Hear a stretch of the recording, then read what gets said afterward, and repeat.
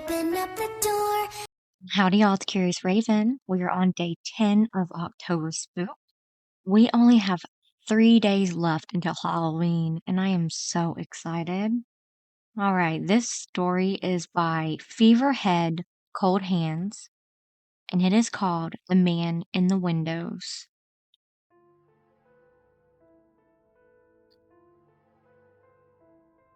Since even before I can remember, I've seen a man's face whenever I look through a window. My mom loves to tell a story of when I was 3 or 4 at my grandmother's house. I called them into the room and asked, "Why is there an ugly face in the window?" My mom went and looked and assumed that I was seeing my own reflection. "That's you," she said, and then apparently I got mad and started crying.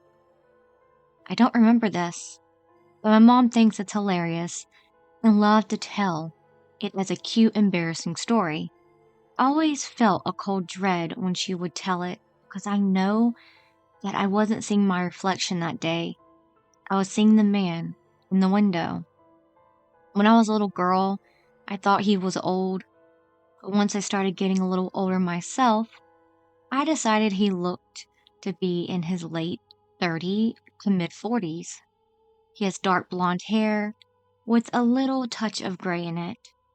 Usually his hair is down to his shoulders or pulled back in a ponytail, but sometimes it's cropped to his ears, and once or twice I've seen him with a buzz cut. He's almost always wearing glasses. He usually has a patchy beard, kept cropped short, though I've seen him clean shaven before.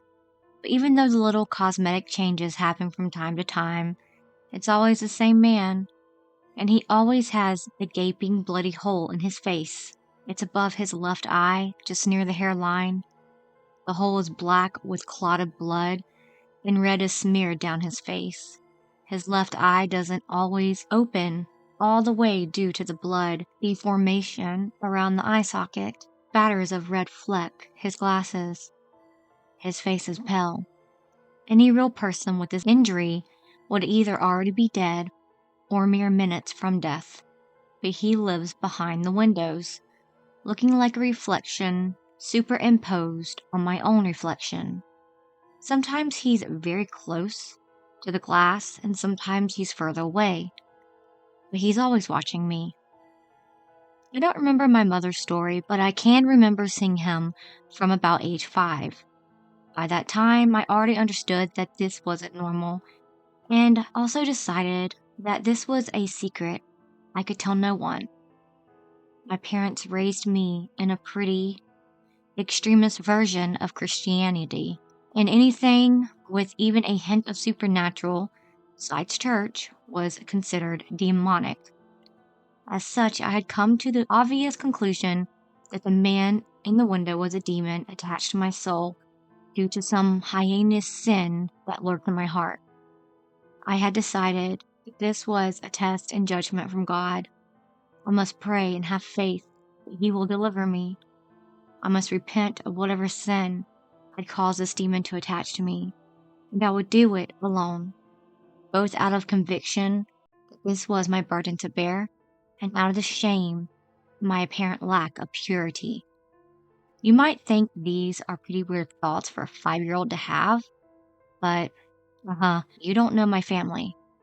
Let's just say these weren't even the most fucked up religious ideas I had placed in my head.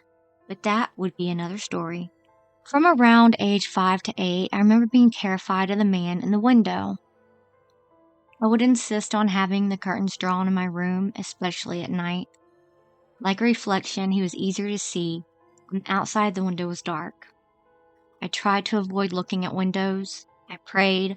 I begged God to protect me. Nothing changed. He was always still there. Sometimes around my tweens, the intensity of the fear began to wear off. He had never done anything to harm me. I was more afraid of what his presence said about me than his presence itself. I became more comfortable with windows, though I still kept the bedroom curtains closed at night and would cry when my sister would open them. At age 11, I was baptized in our church and received the gift of the Spirit, which means speaking in tongues for those unfamiliar. This is a Pentecostals, the moment that you are saved. I remember feeling elated, thinking, surely now I have been made dean, and God will release me from the demon in the windows. When we came home that night, I only pretended to go to bed. Once everyone was asleep, I got up and spent the whole night praying. I praised God. I rededicated myself to Him over and over and reveled in my newfound salvation.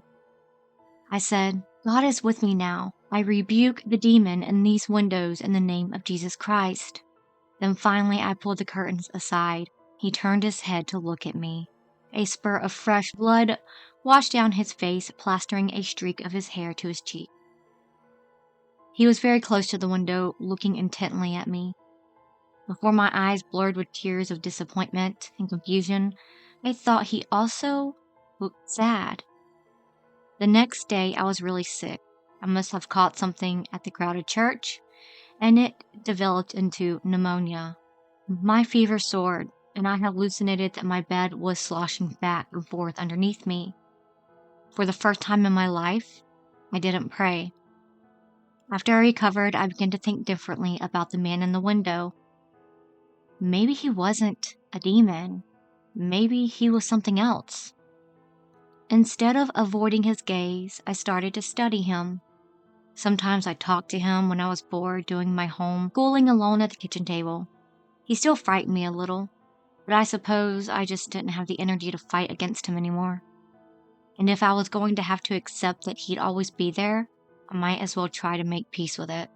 Around age 13 to 14, I saw him with both short hair and no beard for the first time, and was struck by how similar he looked to my dad. A new theory bubbled up in my mind. Was he the ghost of some relative of mine that had attached himself to me? He wasn't any of my uncles or cousins I knew. But my dad had a fairly large extended family, some of which had only met when I was too young to remember. I went to our family photo albums and flipped through. There I was, a chubby toddler in white and green dress, scowling at the camera with my thumb in my mouth. Behind me was a veritable horde of family members lined up and grinning. I scanned all the faces. Only one of them besides my dad had blonde hair. He was a woman. No one matched the man in the windows. I asked my dad if he had any long-lost brother or cousins that weren't in the pictures. He didn't know of anyone, though I wasn't sure he was trying that hard to remember. He asked why. I was thinking about trying to do a family tree, I said. So that was a dead end. I still felt pretty sure that I must be close to the truth. I didn't know how else to pursue this. We didn't live close to any of my dad's family anymore, and even if we did, I wasn't sure what I would even ask. Are there any blonde men in the family who died of gunshot wounds in the head? I didn't really believe myself to be demon-possessed anymore, but everyone else would think I was if I showed up with a question like that. Besides, around this time, something else was beginning to take space in my mind. Another secret? Another sin? Something so shameful and disgusting that I was not able to fully acknowledge it, even to myself. But refusing to give it words didn't make it go away, and it gradually began to eat away at my mind and my heart. I spent hours in the bathroom with the lights off, crying into the sink. I pinched my arms and banged my shins against the toilet to raise bruises. I lay in the dark with my pillow over my face and wondered if I could somehow suffocate myself and never wake up. And sometimes I look at the man in the windows with the gaping hole in his skull, and I think, I wish I was you. When I was 19, I was alone in the house. I knew where my father kept his firearms. He had bought several because he was paranoid that Obama is going to make guns illegal, and he wanted all of us to know where they were hidden. I got his handgun and carried it to my bedroom window. I looked at the man. He was watching me, as always. I raised the gun and pointed it to my head right above my left eye like him. Seemed right. But then I saw him lunge for the window. His glasses slipped off of his blood-slick face as he pressed a hand against the glass. I could see him, eyes wide, mouthing words pleading with me no. He was saying silently through the invisible wall between us, "No, please." Slowly I lowered the gun. Tears came in a flood, adrenaline and exhaustion shaking my body violently. I pressed my head against the cold glass, wishing I could hear his voice, glad he was there all the same. I ugly sobbed. There was snot dripping from my nose and my face was red, and I smudged the windows with tears for I don't know how long. But whenever I opened my eyes, I could barely see him there, still with me, and that was just enough to keep me from picking up the gun again. Soon after, with nothing but a couple of suitcases of clothes and a few cooking tools, I moved away from my hometown and family and away from that handgun. Mentally, I was still not well, and the bruises on my legs showed it. But at least I had the distraction of a new job, a new community, new friends to make, and a new way of life to help keep me moving forward. And also a good bit more alcohol to numb me up than was healthy, but I somehow managed to barely skate above the surface of a life-threatening addiction to it. The man in the windows was still with me, though he drew much further back from the glass after that day. For years and years, I could barely see him unless the night was very dark and the lights in my bedroom was just right. To the man, I had taken to calling him John Finster. Finster is window in German, if you don't know. I was no longer afraid of him. I thought of him as a silent and strange secret friend. I could go for days, then months without really thinking about him. But whenever I'd remember and check, he was still there, faint and distant, still watching me. And so it was him that I first finally admitted my great shameful secrets that had almost taken my life when I was 19. First one was, I think I'm falling in love with a woman. And years later, the second was, I feel like I am a man. I don't really think he could hear me. I assume I am just as silent to him as he is to me. But being able to say it to someone was the first step in a gradual loosening of a cord that was tightly bound around me, a cord that I hadn't realized was so close to crushing me. I began dating my friend Jessica. I cut my hair short and started going by a new name. My family was shocked. They begged me to come home to talk it over, and I, wanting to trust that they wouldn't hurt me, foolishly agreed. Once I was there, they stole my car keys and did everything in their power to trap me there. I won't go into detail about the awful December. Suffice to say, I did escape, leaving behind my childhood, all of my childhood photos, boxes of my artwork in the attic, old toys, mementos, my books, and birthday presents, all left behind. But I gained my freedom, and I discovered my resilience. When I told Jessica that I wanted to transition, she smiled. I think you'll look great as a guy. And finally, the shame and self-loathing began to fade. I started to see myself as I really was. I started to look forward to having a body that I felt like my own. The urge to hurt myself became a distant memory. My life began to be filled with joy. I wasn't sure what to expect from testosterone. A lot depends on your genetics. I found that my voice started dropping almost right away, but my appearance took years to significantly change. I didn't start getting facial hair until 4 years in, and it was so sparse and scraggly that I kept it shaved until around year 7. But now, it's finally filled in enough to look like it belongs on a mature man rather than a pubescent boy, and I'm quite pleased with it. The blessing, but also the curse of testosterone, however, is that I started looking an awful lot like my dad. So to fix that, I decided to grow my hair out long. That did the trick, but as you may have already guessed, that's when it finally clicked.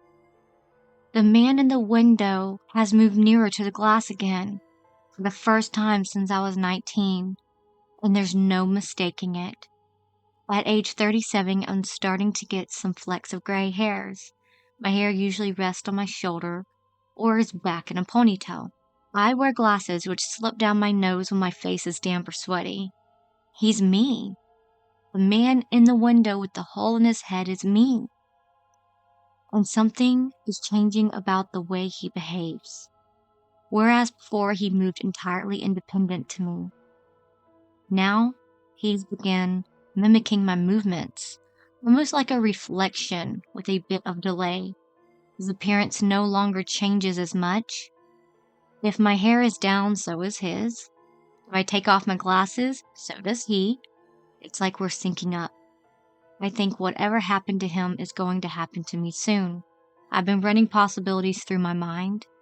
I haven't felt the urge to self-harm in a decade, so I'm sure it can't be self-inflicted. Is it deliberate murder or an accident? Will Jessica get hurt or my dogs? When does it happen? Is there something I can do to avoid it? I don't think changing my appearance will work, since I know he can change as well. Only thing I can think of is that he has always appeared as a man. If I could somehow go back to being a woman, would that prevent it from happening? But that doesn't feel right. When I was 19, I almost died from pain of hiding who I really was. And I reached out through time somehow to save me, to show me that there could be a life worth living in the future, a life that looks like him. How can I go back? I can't go back. I'm scared that I'm running out of time. It might be a few years or it might be a few days. I look in the window and I see him looking back at me with intensity, struggling to keep his swollen eye open. It's like he's begging me to do something. He wants me to figure out how to change this. I swear I'm going to figure something out. I'll have to. Well, that was a good story. Had some twists and turns, and I liked it. I hope y'all liked it as well. I will see y'all tomorrow. I love y'all so much. But until then, remember, it's scary out there. Please like and subscribe.